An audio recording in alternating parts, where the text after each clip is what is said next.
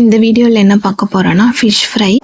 இந்த சிங்கப்பூரில் ஃபிஷ் வாங்கணுன்னா இந்த மாதிரி வெட் மார்க்கெட்டில் போய் நம்ம ஃப்ரெஷ்ஷாக வாங்கிக்கலாம்.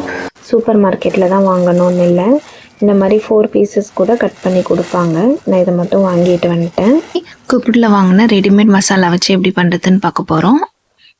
இந்த பாக்ஸில் 2 பேக்கெட் இருக்குது. நம்ம 2-3 டைம்ஸ் வரைக்கும் இதை யூஸ் பண்ணலாம்.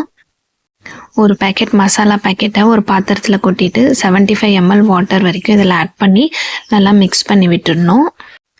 அரை லெமன் வரையும் கட் பண்ணி இதில் புழிஞ்சு விட்டுக்கலாம். நான் வினிகர் ஆட் பண்ணியிருக்கேன்.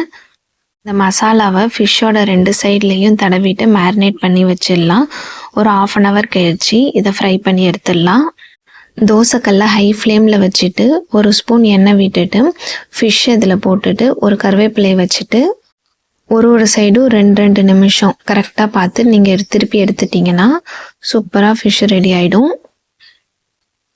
கடையில் வாங்கி சாப்பிட்ற அதே டேஸ்ட்டு கிடைக்கும். நம்ம வெளியில் சாப்பிட்றத அவாய்ட் பண்ணலாம். இந்த வீடியோ உங்களுக்கு பிடிச்சிருந்துச்சின்னா லைக் பண்ணுங்கள். தேங்க்யூ, பாய்.